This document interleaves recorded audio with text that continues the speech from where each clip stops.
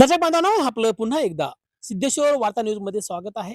आता आपण नवी मुंबई महानगरपालिकेच्या प्रभाग क्रमांक 14 मधील जे मोकाशी पाड्याची शाळा आहे, मतदान केंद्र आहे, त्या ठिकाणी आहोत. या ठिकाणी राष्ट्रवादी काँग्रेस पार्टीचे अजित पवार गटाचे कल्याण डोंबिवली उपाध्यक्ष जीवनशेठ वालीकर आहेत. वालीकर सर, लोकशाहीचा उत्सव आणि आज तुम्ही मतदान केलात, कसं बघता याकडे?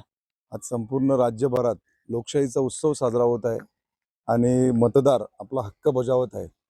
संविधानाने जो आपल्याला अधिकार दिलेला आहे मतदानाचा, सर्वश्रेष्ठ अधिकार आहे मतदानाचा, आणि तो मतदानाचा हक्क आज लोक बजावत आहेत.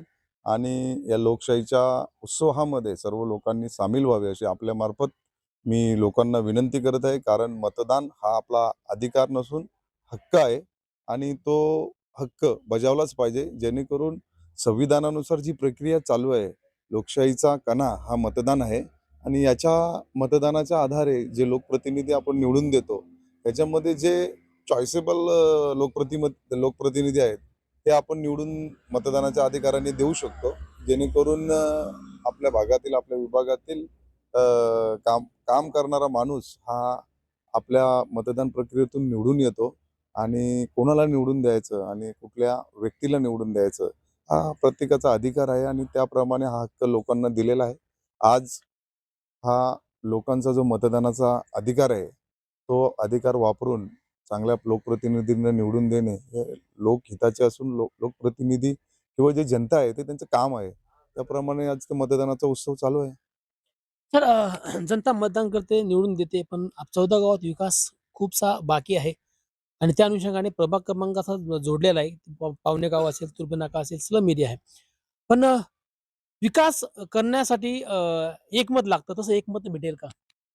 100% आज 14 गावे नवी मुंबई महानगरपालिकेत गेलेली आहे आणि नवी मुंबई महानगरपालिकेचे विकासाचे सर्वेसेवा आणि विकासाचे जे शिल्पकार आहेत गणेशजी नाईक साहेब, त्यांच्या अधिपत्याखाली ही 14 गावे गेलेली आहेत. आणि मला 100% विश्वास आहे की ज्या पद्धतीने नवी मुंबईचा विकास झालेला आहे, त्याप्रमाणे या 14 गावांचा विकास झाल्याखेरीज राहणार नाही. तर अनेक समस्या लोकांना भेडसावतात. अनेक विद्येचे मंदिरं असतील किंवा म्हणजे शिक्षण आलं, त्यामध्ये आरोग्याच्या समस्या तर खूप गंभीर आहे. 14 गावामध्ये तुम्ही स्थानिक आहात, कुठं जाताय उपचाराला माहिती नाही मला. परंतु ते आरोग्याचा प्रश्न खूप महत्त्वाचा आहे. तो कसा सुटणार आहे? आता मागच्या मीटिंगमध्ये साहेबांनी स्पष्ट केलेलं आहे की जो पण आरोग्याचा प्रश्न आहे, लवकरात लवकर 14 गावामध्ये हॉस्पिटल आपण बनवून देणार आहोत. आणि लोकांसाठी ती सुविधा पण उपलब्ध करून देणार आहेत. तसेच जी रस्त्यांची कामे आहेत, इंटरली गटारांची कामे आहेत, सर्व कामे महापालिकेमार्फत करणार आहेत. आणि जवळजवळ महापालिकेने माझ्या माहितीनुसार 60 कोटीची टेंडर सुद्धा काढलेले आहेत आणि इलेक्शन नंतर ती सर्व कामे चालू होतील. त्यामुळे आम्हाला आता विकास करण्यासाठी जास्त स्ट्रगल करावे लागणार नाही. तर आमच्या 14 गावांचा विकास हा नव्या मुंबई महानगरपालिकेमार्फत होणार आहे. तरी लोकांना मी आवाहन करतो आपल्या दिवशी की जास्तीत जास्त मतदान हे भारतीय जनता पक्षाला करून त्यांचे उमेदवार निवडून द्या, की जेणेकरून आपल्या 14 गावांचा विकास आपल्याला नाईक साहेबांच्या मार्गदर्शनाखाली करता येईल.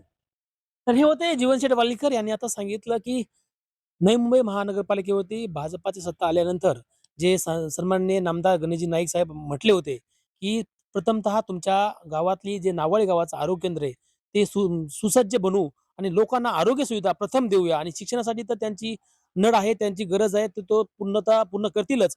परंतु ह्या 14 गावाचा विकास करण्यासाठी भाजपाला मतदान करा आणि भाजपाची एक हात सत्ता आणा, तेव्हाच तो 14 गावाचा विकास होईल, असं जीवनश्री वालीकर यांनी सिद्धेश्वर वार्ता न्यूजला बोलताना व्यक्त केलेलं आहे. जसे बांधवांनो, या बातमीचं वार्तांकन आवडल्यास आपल्या चॅनलला लाईक, शेअर, सबस्क्राईब आणि कमेंट करायला विसरू नका. पाहत राहा फक्त सिद्धेश्वर वार्ता न्यूज आपल्या युट्यूब चॅनलवर.